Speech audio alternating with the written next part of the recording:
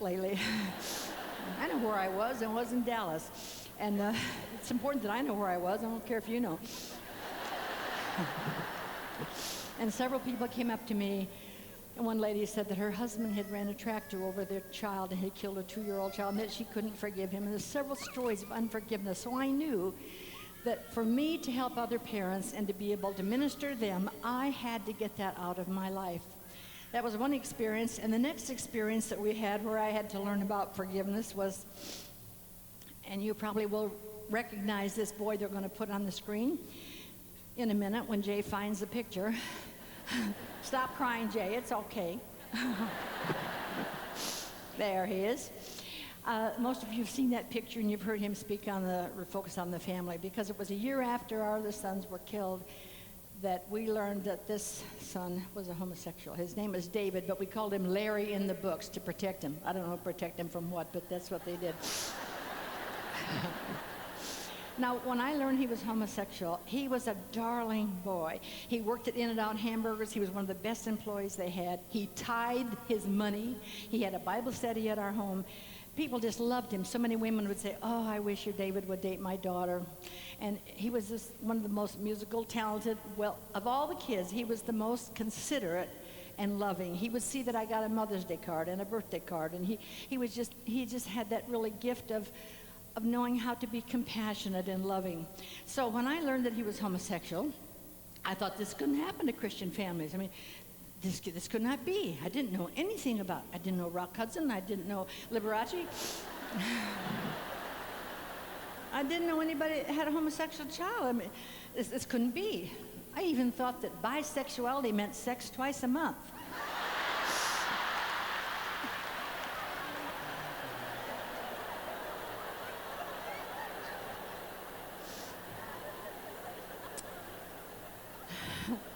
So I had a lot of things to learn, that's for sure.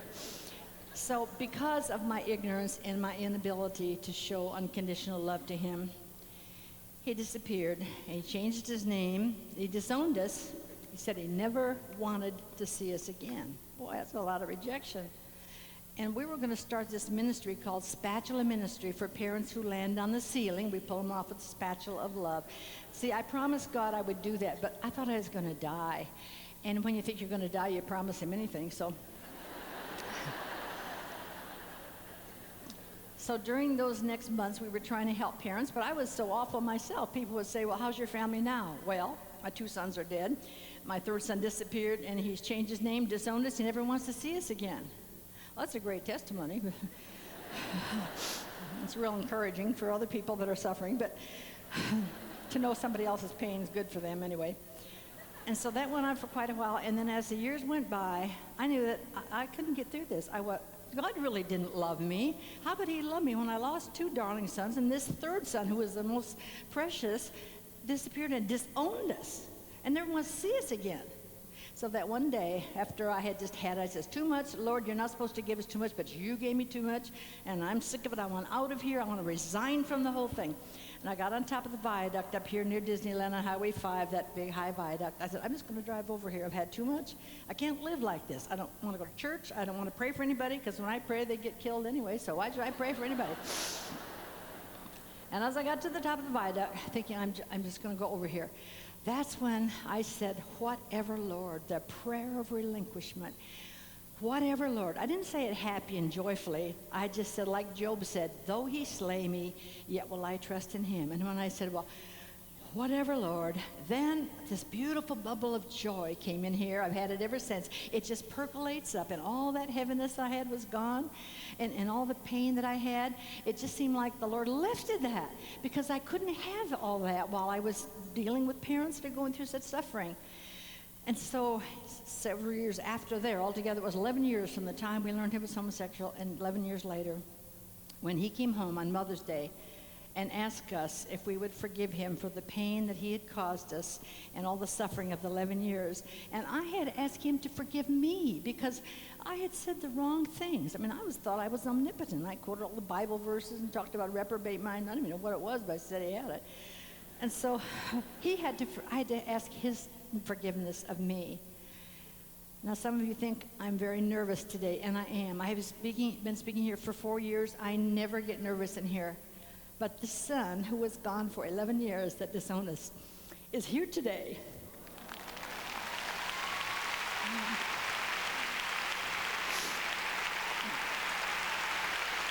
Stand up.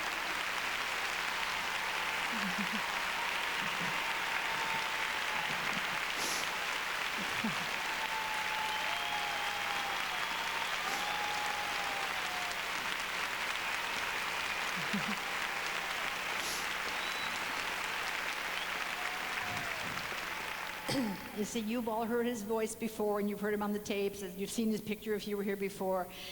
And so we did have a restoration. The word restore means to pop back in place, and we did have a restoration. So I want to spend a little bit of time telling some of you and encouraging you to hang in there and trust God to work in your life, and he will. Dr. Richard Lovelace said on a program recently with me, most of the repenting that needs to be done on the issue of homosexuality needs to be done by straight people, including straight Christians.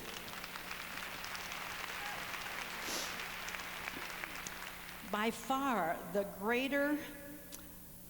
issue needs to be done by straight people, including straight Christians, because by far, the greater sin in our church is the sin of neglect, fear, hatred, and just wanting to brush these people aside. We've wanted to push these people under the rug, and now the rug has gotten so lumpy that we have to decide what we're going to do with these people. There's a marvelous pastor back in the Midwest. I dearly love him, and he had to deal with this recently in his church. Several staff members of his church were involved in homosexual inclination situations, and so he started reading some books, and he talked to me, and he talked to some others. And then finally he got up to his church, and he said, I would like to invite people to come to our church that are HIV positive. And one of the church board members said, oh, no, then you'd be bringing in hordes of homosexuals. He said, well, wonderful. Then they can come in and sit next to the adulterers and the Flanders and the others in the church.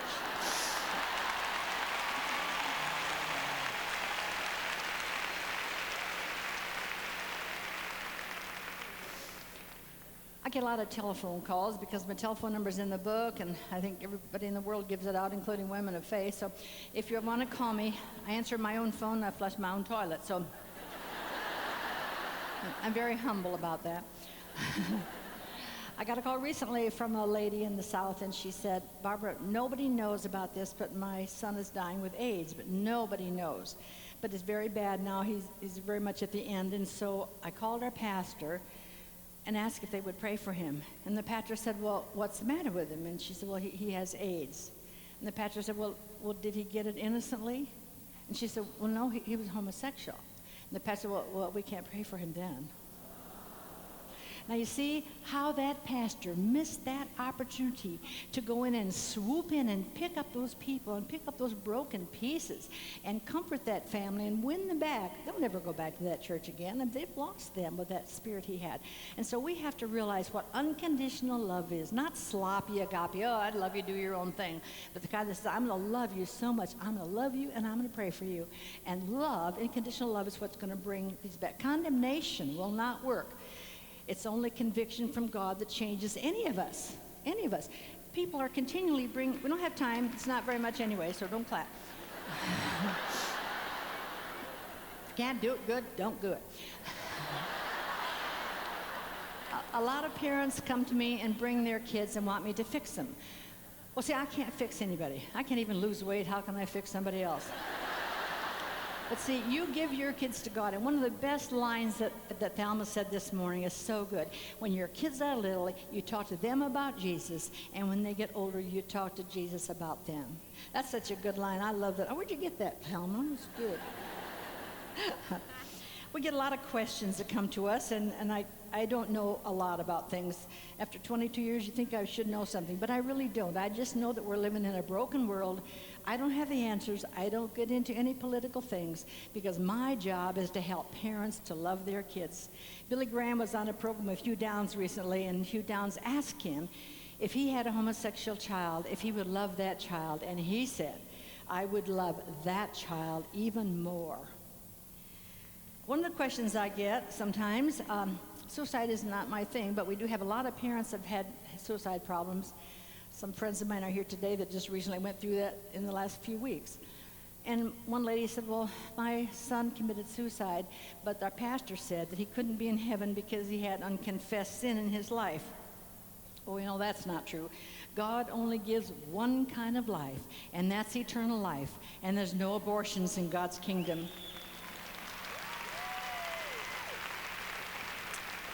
I like a verse in John 10:28. I will give them eternal life, and they shall never perish, and no one shall snatch them out of my hand.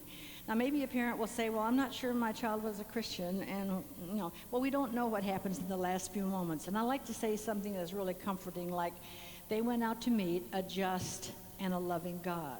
But you don't lose your salvation over a suicide situation. It's important to know that. And I like Romans 8:38. Nothing can separate us from the love of God. Well, I got through all that. You can put your Kleenex away, and I'll put mine away too. Forget that. Dr. Carl Menninger is one of the leading psychiatrists. Someone asked him what to do if you're on the brink of having a nervous breakdown. And he said, now you might have thought he'd say, well, take Prozac or see a psychiatrist, but he didn't. He said, go across the tracks, find someone in need, and help that person. See, I think it's so important that we reach out to others. And then thinking on things that are good and pure and lovely, that's another verse that really helps. If you can take your mind off the painful things and think on good things, learn to be a conduit of God's love. I'm going to give you a little test now, see what you think. There are two men were talking together, one single and one was married. And the married man had a lovely family, so he said to the single guy, you ought to get married and have a family. It's so wonderful. And the single guy said, well, yeah, but I've got a lot of standards. Well, like what? Well, she's got to be Christian, and she's got to have it here, she's got to have it here, and she's got to be like this. See, only in California you'd laugh at that. They don't laugh at that anywhere else. That's the truth. Okay, and so the married man looked at him real quizzically and said, well, now wait a minute, I don't understand this. I mean, you want a Christian and somebody that has brains and somebody has money, but why would you want a girl with arthritis?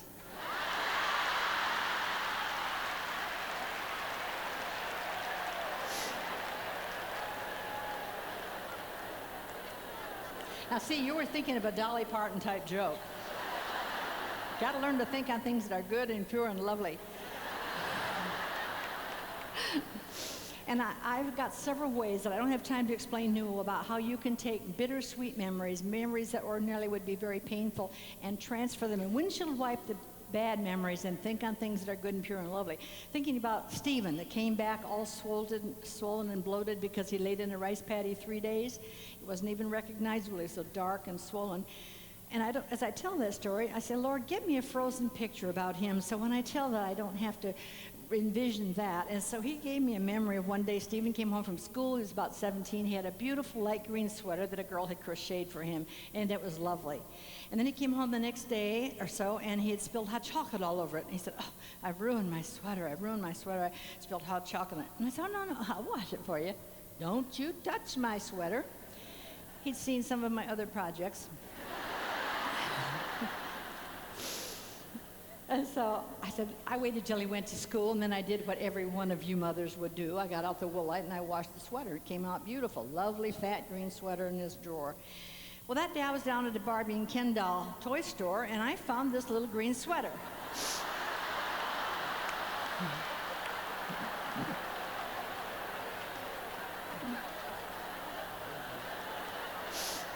Now, it was the same color as his sweater, exactly the same. Had the little ribbing here, little ribbing here, little ribbing here, exactly like it. And I said, I've got to have that. So I bought it, and I brought it home, and I laid it on his bed like that.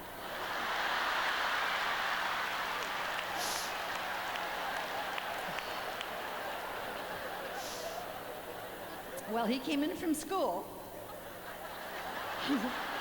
You boiled my sweater. It looks like a coaster. Oh, he was so mad at me. I just let him rip away, I just let him exhaust himself. And then finally I said, oh, Steve,